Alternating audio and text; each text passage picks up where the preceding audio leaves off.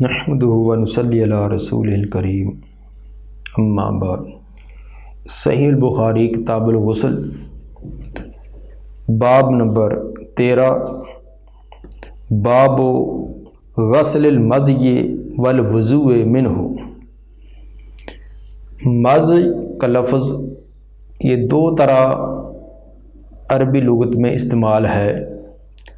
ایک تو میم کے اوپر زبر ہے، ذال ساکن ہے، زیادہ راجع اسی طرح پڑھا گیا مزج۔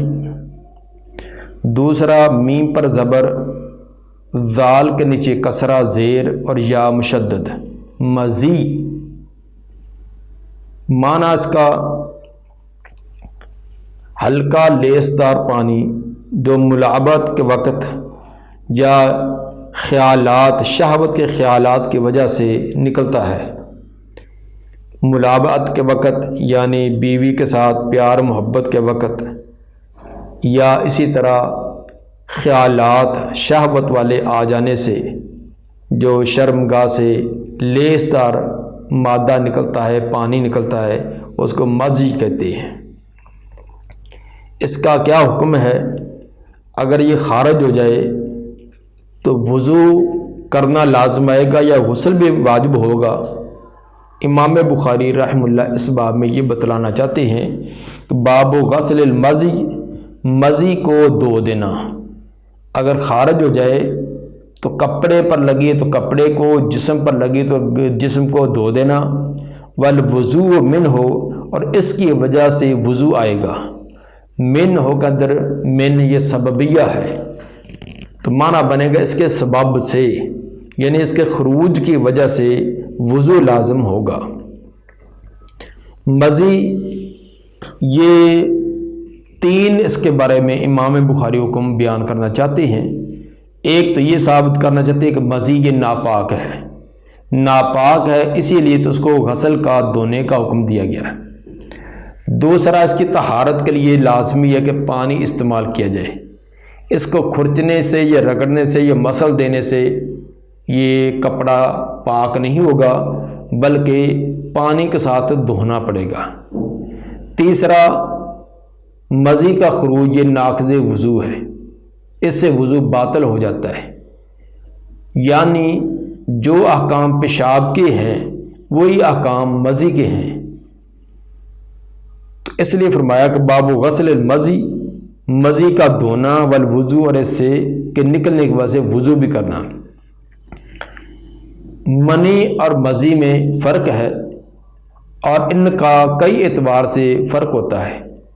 نمبر ایک فرق تو یہ ہے کہ منی والا مادہ گاڑھا ہوتا ہے، جبکہ مزی جو گاڑھا نہیں ہوتا بلکہ رقیق ہوتا ہے اور ہلکا لیسدار ہوتا ہے۔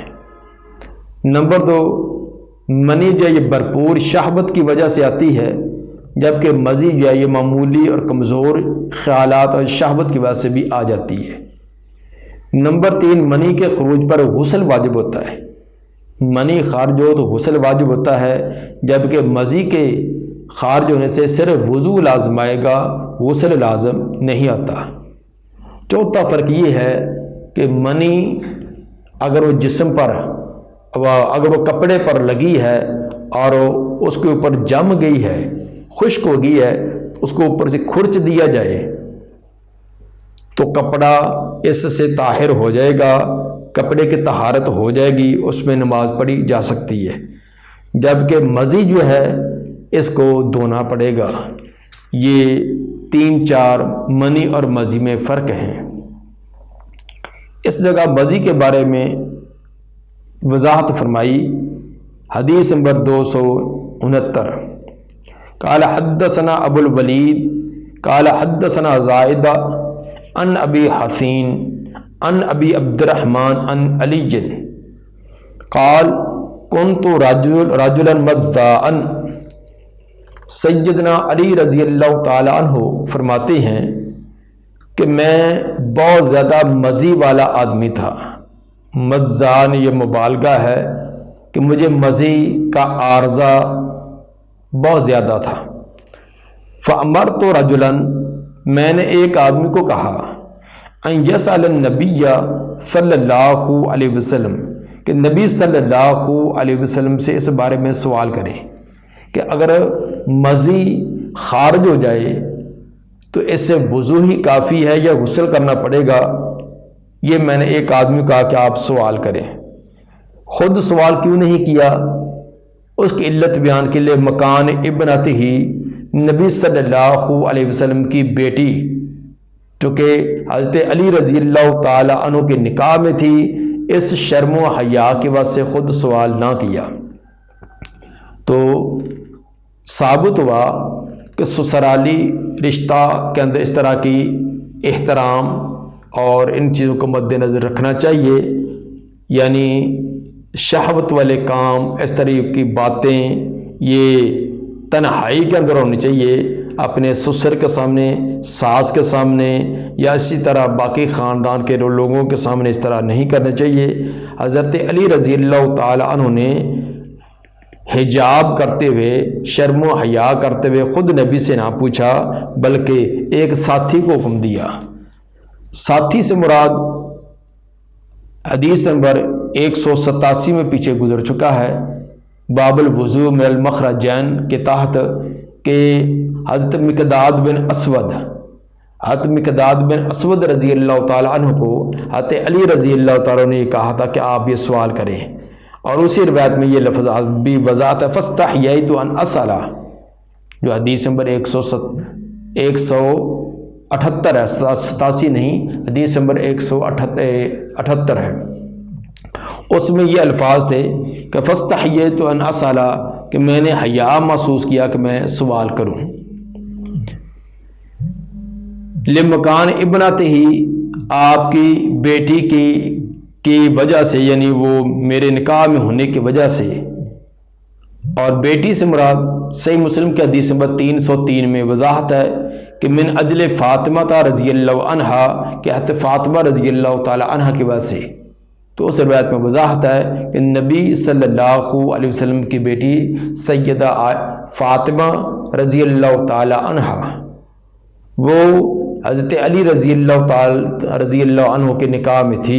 اس کی دوسری روایت میں وضاحت ہے، فسأل، چنانچہ اس نے سوال کیا، یعنی حضرت مقداد بن اسود نے، فقال، تو آپ نے فرمایا کہ توضأ واغسل ذکرک، وضو کر اور اپنے شرم گاہ کو دھو لے، مطلب جہاں تک اس کے آثار ہیں، جسم کو لگے ہیں، کپڑے کو لگے ہیں، ان کو دھو ڈال اور اس کے بعد وضو کر۔ تو صاف ظاہر ہے کہ وضو بعد میں ہوگا، پہلے استنجا وغیرہ کر کے اس نجاست کو ظاہر کیا جائے گا۔ تو واؤ کا عطف یہ کوئی ترتیب کے لیے نہیں ہوتا، بلکہ مطلق دو چیزوں بیان کرنے، دو چیزوں کو اکٹھا کرنے کے لیے ہوتا ہے۔ تو مطلب یہ تھا کہ وضو بھی کر اور اپنے شرمگاہ کو بھی دو، اور یہ تو پتہ ہی ہے کہ سب پہلے استنجا ہوگا، بعد میں وضو ہوگا۔ اس سے ثابت ہوا کہ اگر مزی یہ خارج ہو جائے تو اس سے وضو کرنا تو لازم آئے گا، غسل کرنا لازم نہیں آئے گا، البتہ جہاں یہ لگی ہو جسم کو یا کپڑے کو، اس کا دھونا لازم ہے۔ باب نمبر 14، باب من تطیب ثم اغتسل وبقی اثر الطیب، باب ہے جس نے خوشبو لگائی پھر غسل کیا اور خوشبو کے آثار باقی رہ گئے۔ خوشبو لگائی، خوشبو لگانے کے بعد اس نے غسل کیا تو پھر بھی خوشبو کے آثار باقی رہے۔ آثار دو طرح ہوتی ہیں، ایک تو خوشبو اس کی مہک آتی رہی، دوسرا اس خوشبو کی رنگت وغیرہ، اس کی رنگت کے بھی کچھ آثار باقی رہ گئے۔ تو کیا یہ چیزیں باقی رہنا غسل کے اندر کوئی خلل تو نہیں ڈالتی؟ غسل درست ہوگا یا نہیں ہوگا؟ اس بات کو کا بیان ہے کہ باب ہے خوشبو لگانا، پھر غسل کرنا اور خوشبو کے آثار کا باقی رہ جانا۔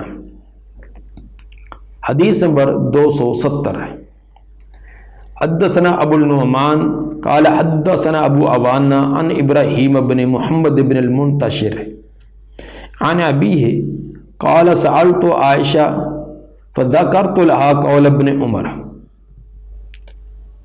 محمد بن منتشر فرماتے ہیں کہ میں نے سیدہ عائشہ رضی اللہ تعالی عنہ سے سوال کیا اور ساتھ ذکر کر دیا ابن عمر کا قول بھی۔ ابن عمر کا قول یہ تھا کہ وہ فرماتے تھے کہ احرام والا آدمی احرام سے وہ پہلے بھی جسم کو خوشبو نہ لگائے تاکہ بعد کے اندر خوشبو آتی رہے۔ یعنی ابن عمر رضی اللہ عنہما کا نظریہ یہ تھا کہ احرام کے وقت جب احرام باندھا ہے تو انسان کے کپڑوں سے جسم سے خوشبو وغیرہ نہیں آنی چاہیے۔ تو یہ بات اس میں تو اتفاق ہے کہ احرام باندھنے کے بعد میقات سے جب کراس کریں تو اس کے بعد خوشبو کا استعمال کرنے کی ممانعت ہے۔ لیکن کیا اس سے پہلے احرام باندھنے سے پہلے خوشبو لگائی ہو یا میقات کراس کرنے سے پہلے خوشبو لگائی ہو تو بعد میں بھی اس کے مہک آتی رہے، اس کی رنگت نظر آتی رہے، تو کیا احرام کے لیے وہ نقصان دہ تو نہیں؟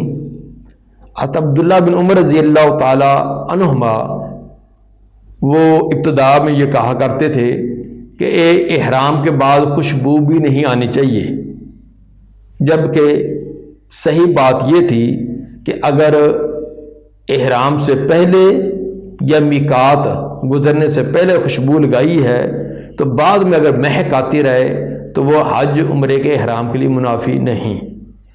تو سائل کا سوال حضرت عائشہ رضی اللہ تعالی سے عنہا سے اسی بارے میں تھا، اور انہوں نے ساتھ ہی حضرت عبداللہ بن عمر کا یہ نظریہ بھی بیان کیا۔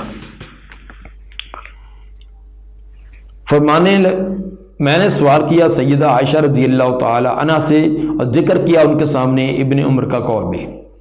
ما احب ان اصبح محرما ان ذا طیبا، ابن عمر کا قول یہ تھا کہ میں نہیں پسند کرتا کہ میں صبح کروں احرام کی حالت میں اور مجھ سے خوشبو مہک رہی ہو۔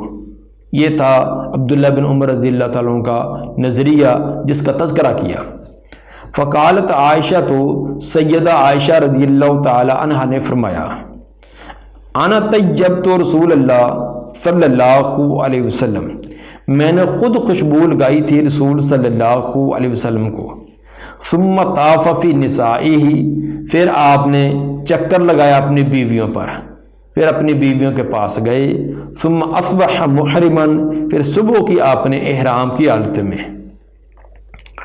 مطلب یہ تھا کہ میں نے خوشبو لگائی، خوشبو لگانے کے بعد آپ اپنی بیویوں کے پاس گئے ہیں، ان سے تعلقات قائم کیے ہیں، پھر غسل کیا، غسل کرنے کے بعد آپ نے احرام باندھا، اور احرام باندھنے کے بعد بھی اس خوشبو کے اثرات باقی تھے، وہ خوشبو جو مہک بھی آ رہی تھی اور اس کی کچھ نہ کچھ رنگت بھی باقی تھی، جس طرح کہ آگے والی روایت میں اس کی صراحت بھی ہے۔ حدیث نمبر 217، حدثنا آدم قال حدثنا شعبہ قال حدثنا الحکم عن ابراہیم عن الاسود عن عائشہ قالت کانی انظر الى وبیث الطیب فی مفرق النبی صلی اللہ علیہ وسلم وهو محرم۔ سیدہ عائشہ رضی اللہ تعالی عنہ فرماتی ہیں، گویا میں دیکھ رہی ہوں خوشبو کی چمک کو، سفیدی کو نبی صلی اللہ علیہ وسلم کی مانگ میں۔ سار کی جو مانگ نکالی آپ نے تو اس مانگ کے اندر جو سفید خوشبو لگی تھی وہ اس کی چمک مجھے ابھی بھی محسوس ہو رہی ہے، وہ پورا کا پورا نقشہ میرے سامنے ہے۔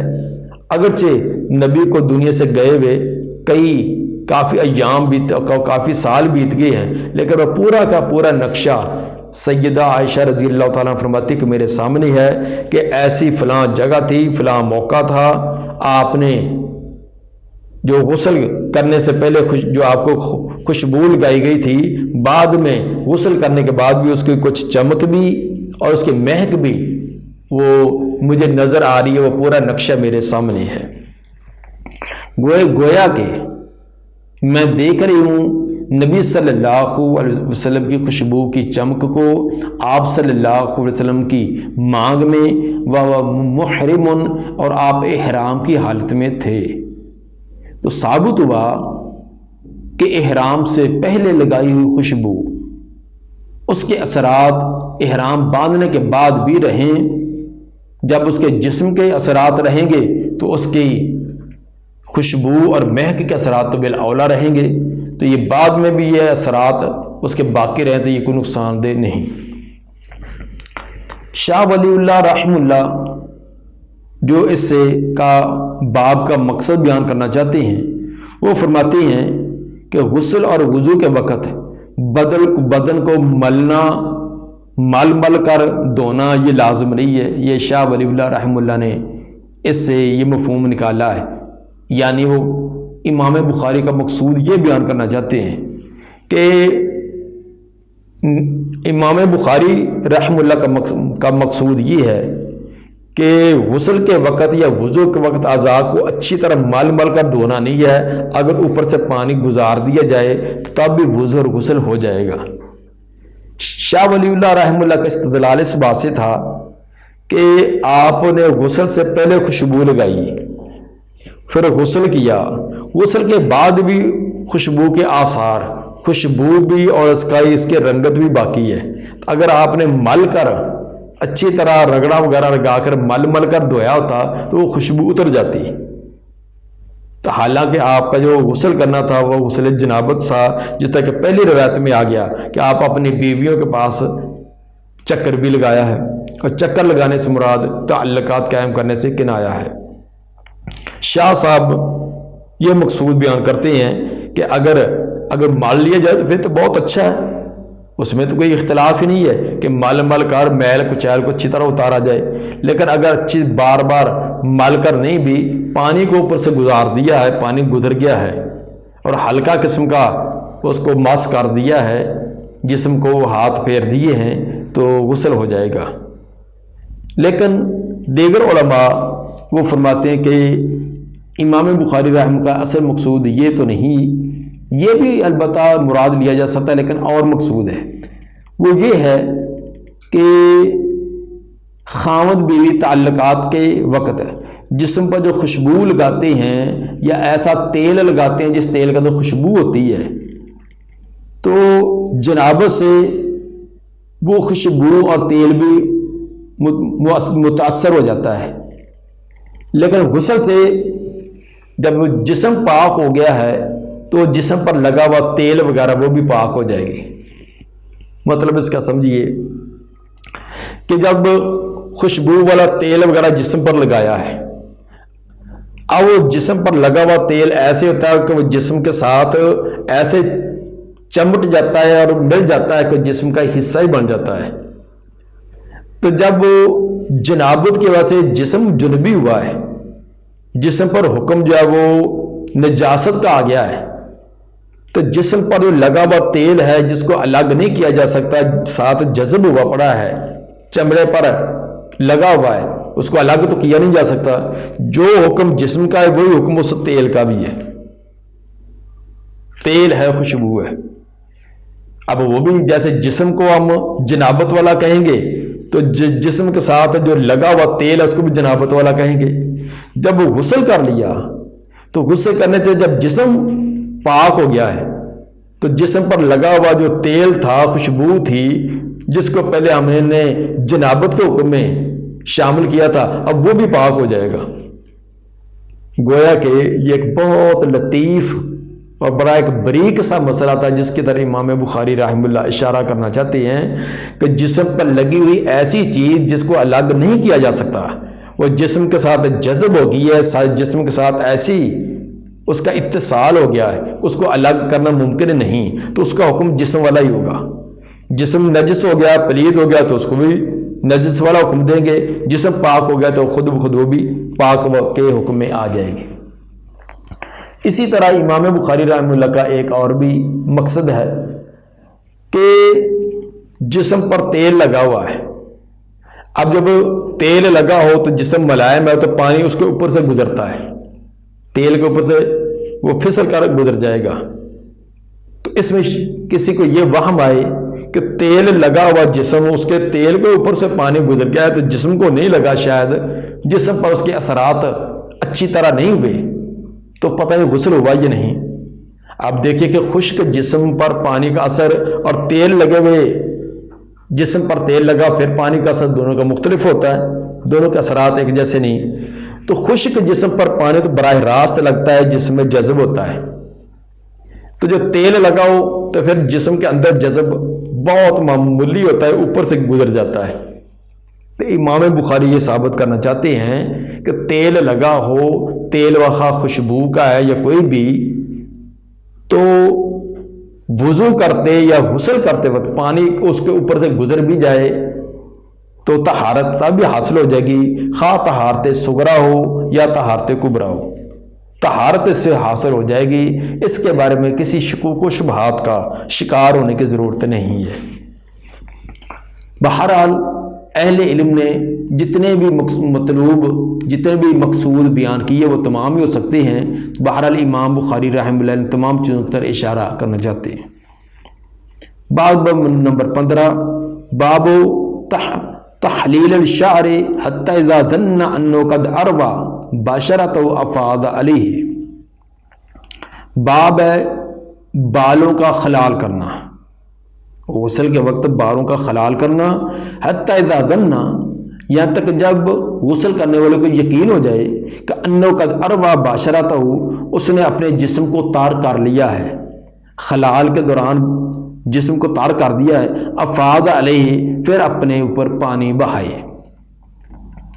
ظن یا ظنو یہ شک کے لیے بھی آتا ہے اور یقین کے لیے بھی، لیکن جب اس کے بعد انا آ جائے تو اس وقت یہ یقین کا معنی ہی دیا کرتا ہے۔ اس جگہ حتی اذا ظن انہ، تو ظنہ کے بعد انا ہے، اسے یہ یقین کا معنی دے گا کہ غسل کے دوران سار کے بالوں کا خلال کیا جائے، یہاں تک جب یقین ہو جائے کہ بال تار ہو گئے ہیں اور بالوں کے ساتھ ساتھ بالوں کی جڑیں چمڑا وہ بھی تار ہو گیا ہے، پھر اپنے جسم پر پانی بہائے۔ حدیث نمبر 272، قال حدثنا عبدان قال اخبرنا عبداللہ قال اخبرنا ہشام بن عروہ عن ابی عن عائشہ قالت کان رسول اللہ صلی اللہ علیہ وسلم اذا اغتسل من الجنابہ۔ سیدہ عائشہ رضی اللہ تعالیٰ عنہ فرماتی ہیں کہ جب نبی صلی اللہ علیہ وسلم غسل جنابت فرماتے، جنابت والا غسل کرتے، تو کیسے کرتے؟ غسل یدے، سب سے پہلے اپنے ہاتھوں کو دھوتے، اس کے بعد وتوضا وضوءہ للصلاۃ، پھر وضو کرتے جس طرح کہ نماز کا وضو ہوتا ہے، نماز کے وضو کی طرح وضو فرماتے۔ ثم اغتسل ثم یخلل بیدہ شعرہ، پھر غسل کرتے، یعنی یہ تو ابھی وضو ہو گیا، وضو کے بعد اب غسل ہے، پھر غسل کرتے، غسل کیسے ہوتا؟ ثم یخلل بیدہ شعرہ، پھر خلال کرتے ہیں اپنے ہاتھوں سے اپنے بالوں کا، ہاتھوں کی انگلیوں کو تار کر کے سر کے بالوں کے اندر اچھی طرح اس کو پھیرتے۔ حتی اذا ظن انه قد اروى بشرته، یہاں تک جب آپ کو یقین ہو جاتا کہ جو بالوں کے نیچے چمڑا وہ بھی تار ہو گیا ہے، گیلا ہو گیا ہے، افاض علیہ الماء ثلاث مرات، پھر اپنے اوپر 3 مرتبہ پانی بہاتے، پانی ڈالتے۔ ثم غسل سائر جسدہ، پھر باقی جسم کو بھی دھوتے۔ 2 باتیں ہوئی، ایک تو ہے بالوں کا خلال کرنا، انگلیاں تار کر کے، دونوں ہاتھوں کی انگلیاں تار کر کے بالوں کا خلال کرنا۔ جب خلال کیا جائے تو اس میں جڑیں وغیرہ تار ہو جاتی ہیں، بعض کا تھوڑا سا پانی بھی ڈالیں تو ان کا جڑوں تک چمڑے تک پہنچنا بہت آسان ہو جاتا ہے۔ اس کے بعد 3 چلو ڈالے ہیں، پہلے دائیں طرف بائیں طرف اور سر کے درمیان میں 3 چلو۔ ثم غسل سائر جسدہ، اس کے بعد باقی جسم کو دھویا ہے۔ ثم کے لفظ سے یہ استدلال کیا گیا ہے کہ جب سر کے اوپر 3 بار، پہلے 3 مرتبہ خلال کیا، پھر 3 چلو پانی ڈالے ہیں، اب الگ سے سر پر پانی نہ بھی ڈالا جائے اور باقی جسم پر پانی ڈال لیا جائے تو غسل ہو جائے گا۔ غسل کے لیے لازمی نہیں ہے کہ اب دوبارہ پھر سر کو پر پانی بار بار ڈال کر اس کو دھویا جائے، تو جو پہلے 3 بار خلال کیا اور 3 چلو پانی کے ڈال لیے ہیں وہ سر کے صفائی کے لیے کافی ہے۔ اگر کوئی آدمی پانی مزید ڈالنا چاہتا ہے، جس طرح کہ صابن وغیرہ استعمال کیا ہے یا اس طرح کی اور چیزیں بالوں کی صفائی و ستھرائی کے لیے استعمال کی ہیں تو وہ تو الگ بات، لیکن اگر وہ 3 چلو جو پہلے ڈالے ہیں انہیں پر کفایت کی جائے تو غسل درست ہو جائے گا، باقی جسم پر باقی پانی ڈال لے، سر پر نہ بھی ڈالے۔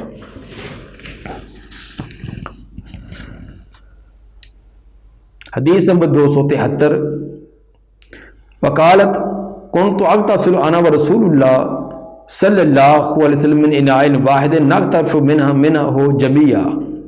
سیدہ عائشہ رضی اللہ تعالیٰ عنہ فرماتی ہیں کہ غسل کیا کرتی تھی میں اور رسول صلی اللہ علیہ وسلم ایک ہی برتن میں، نغترف منہ جميعا، ہم اسی سے باری باری چلو لیتے، اسی سے ہم دونوں پانی ایک ہی وقت میں بھی چلو بھر بھر کر اپنے جسم پر ڈال رہی ہوں اور آپ بھی اپنے جسم پر پانی لے کر ڈالتے۔ تو ثابت اس سے یہ کیا کہ ایک ہی برتن کے اندر جب غسل ابھی مکمل نہیں ہوا، کیونکہ صرف وضو کیا ہے، سر پر پانی ڈالا، اب باقی پانی لینے کے لیے پانی کے اندر ہاتھ ڈالیں گے تو وہ ہاتھ جو ہے اگرچہ طہارت مکمل نہیں ہوئی لیکن اس برتن میں ڈالنے سے وہ پانی نجس نہیں ہوگا، پلید نہیں ہوگا، تو چلو بھر کر بھی پانی لیا جا سکتا ہے۔ ہاں جب ہاتھوں کو پہلے دھو لیا ہے، نجاست وغیرہ اگر لگی تو ختم کر دیا ہے، اگرچہ غسل نہیں کیا، پانی کے اندر ہاتھ ڈال بھی دیے جائیں تو پانی نجس نہیں ہوگا، جس طرح کہ پہلے بھی اس کی وضاحتیں ہو چکی ہیں۔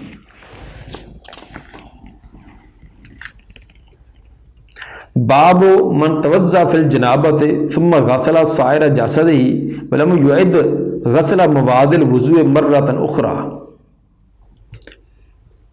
باب ہے جو وضو کرتا ہے غسل جنابت، غسل جنابت سے پہلے وضو کرتا ہے، ثم غسل سائر جسدہ، پھر باقی تمام جسم پر پانی ڈالتا ہے، ولم یعد غسل مواد الوضوء، وضو والے اعضاء کو دھونے کا دوبارہ اعادہ نہیں کرتا، دوبارہ نہیں دھوتا، مرۃ اخرى، دوسری مرتبہ۔ غسل سے پہلے حالت جنابت میں یہ دھوئے ہوئے اعضاء کا اعادہ کیا ضروری ہے یا نہیں؟ غسل سے پہلے جو وضو کیا جاتا ہے، وضو والے جو اعضاء دھوئے جاتے ہیں، تو بعد کا جب غسل کے لیے پانی جسم پر ڈالنا ہے تو وہ وضو والے اعضاء کا دوبارہ دھونا لازم ہے یا لازم نہیں ہے؟ غسل میں تمام اعضاء کا دھونا ضروری ہے، خواہ وہ وضو کے انداز میں ہوں یا غسل کے انداز میں ہوں۔ تو آپ نے غسل کے بعد وضو کا اعادہ نہیں کیا، دوبارہ وضو نہیں کیا۔ اس سے امام صاحب ایک اور بات ثابت کرنا چاہتے ہیں کہ غسل سے پہلے وضو کیا جاتا ہے، وضو کے اندر دونوں ہاتھوں کو کونیوں تک یہ بھی دھونا ہوتا ہے، چہرے کو بھی دھونا ہوتا ہے، پاؤں کو بھی دھونا ہوتا ہے۔ تو کیا جب بعد میں وضو کے بعد غسل کرتا ہے تو غسل کے لیے انہی اعضاء کو جو پہلے وضو کے دوران دھوئے گئے ہیں، ان کو دوبارہ غسل کے دوران پانی ان پر بہانا لازم ہے یا نہیں؟ ایک بات۔ دوسرا، وہ جو پہلے وضو کیا ہے، غسل سے پہلے وضو کیا ہے، کیا وہ وضو بعد میں برقرار رہے گا؟ اسی وضو سے نماز ادا کی جا سکتی ہے یا نئے سرے سے وضو کرنا پڑے گا؟ امام بخاری رحمہ اللہ یہ دونوں مسئلے اس باب کے اندر بیان فرمانا چاہتے ہیں۔ پہلا تو یہ کہ وضو کرتے وقت جو اعضاء دھوئے گئے ہیں تو غسل کے لیے الگ سے ان کو دوبارہ دھونا لازمی نہیں ہے، مقصود پورے جسم کو دھونا ہے، وہ وضو کے ساتھ دھو لیا گیا ہو یا غسل کے ساتھ، تو الگ ان کو دوبارہ اگر نہ بھی دہرایا جائے تو غسل درست ہوگا۔ دوسری بات کہ غسل سے پہلے جو وضو کیا جاتا ہے، اگر غسل کے دوران شرمگاہ پر ہاتھ نہیں لگا تو اسی وضو کے ساتھ نماز پڑھی جا سکتی ہے، وہ وضو برقرار ہے۔ دوسرے الفاظ میں برہنہ حالت میں، جنابت کی حالت میں جو پہلے وضو کیا تھا وہ وضو جو ہے اسی کے ساتھ نماز پڑھی جا سکتی ہے۔ یہ جامع ترمذی کے حدیث نمبر 107 کے اندر بڑی صراحت بھی ہے کہ آپ نے غسل کے بعد دوبارہ وضو نہیں کیا، اسی وضو کے ساتھ آپ نے نماز پڑھی ہے۔ ہاں البتہ اگر غسل کے دوران کوئی ایسی حالت پیش آ جائے جو نواقض وضو والی ہے، مثلا بول و براز ہے، ہوا کا خروج ہے، سبیل سے کوئی چیز خارج ہو جائے، تو ایسی شکل کے اندر تو وہ وضو بعد میں کرنا پڑے گا۔ تو اگر یہ صورتیں نہیں ہیں تو اسی وضو جو غسل سے پہلے کیا ہے اسی کے ساتھ بعد میں نماز پڑھی جا سکتی ہے۔ حدیث نمبر 274 قال حدثنا یوسف بن عیسیٰ قال اخبرنا الفضل بن موسیٰ قال اخبرنا العامش عن سالم عن قریب مولى بن عباس عن ابن عباس عن میمونہ قالت وضع رسول اللہ صلی اللہ علیہ وسلم وضوء الجنابت، کہ رسول اللہ صلی اللہ علیہ وسلم نے جنابت سے جو وضو کرنا تھا، جنابت سے پہلے وضو کرنا تھا، اس کے لیے پانی رکھا۔ فکافا بیمینی علی یساری، اپنے دائیں ہاتھ سے بائیں ہاتھ کے اوپر پانی ڈالا۔ مرتین اور ثلاثن، یہ کام آپ نے 2 یا 3 مرتبہ فرمایا۔ دائیں ہاتھ سے سیدھے ہاتھ سے الٹے ہاتھ پر پانی ڈالا، ان کو دھویا اور 3 مرتبہ یہ کام کیا۔ ثم غسل فرجہ، پھر آپ نے استنجا کیا۔ ثم ضرب یدہ بالارض، پھر اپنا ہاتھ زمین پر مارا، زمین پر رگڑا۔ اول حائط زمین پر تھا یا دیوار پر تھا۔ مرتین اور ثلاثن، یہ کام بھی 2 یا 3 مرتبہ کیا۔ ثم مضمض واستنشق، پھر کلی کی اور ناک میں پانی چڑھایا۔ وغسل وجہہ وذراعیہ، اور اپنے چہرہ اور اپنے بازوں کو دھویا۔ ثم افاض علی راسہ الماء، پھر اپنے جسم پر پانی ڈالا۔ ثم غسل جسدہ، پھر اپنا جسم دھویا۔ اسی سے امام بخاری کے دلال کے ثم غسل جسدہ، جب وضو کیا ہے، وضو کرنے کے بعد سر پر بھی پانی ڈالیا۔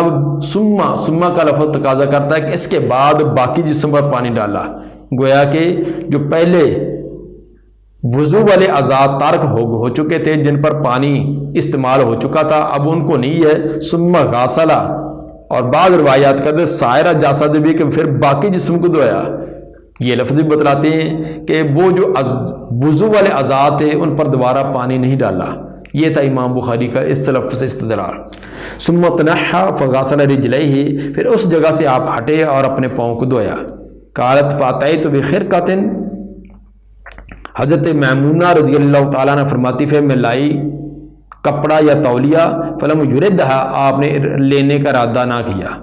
فجعل ينفض الماء بيده، آپ جھاڑنے لگے پانی اپنے ہاتھ سے پانی ایسے جھاڑنے لگے۔ تو اس سے امام صاحب نے ثابت یہ کیا کہ وضو کرتے وقت جو اعضاء طاہر ہو چکے ہیں، الگ سے غسل کے لیے ان پر پانی نہ بھی ڈالا جائے تو اس کا غسل درست ہے۔ اگر ڈال لیا جائے پھر تو بہت ہی بہتر ہے، لیکن اگر نہ بھی ڈالا جائے، جیسے کہ پانی کی تنگی ہے، تو ایسی صورت میں غسل اس کا ہو جائے گا۔ دعا ہے کہ اللہ تعالی نبی صلی اللہ علیہ وسلم کے فرامین پر کما حق کو عمل کرنے کی توفیق عطا فرمائے۔ سبحان ربک رب العزت عما یصفون والسلام علی المرسلین والحمد للہ رب العالمین۔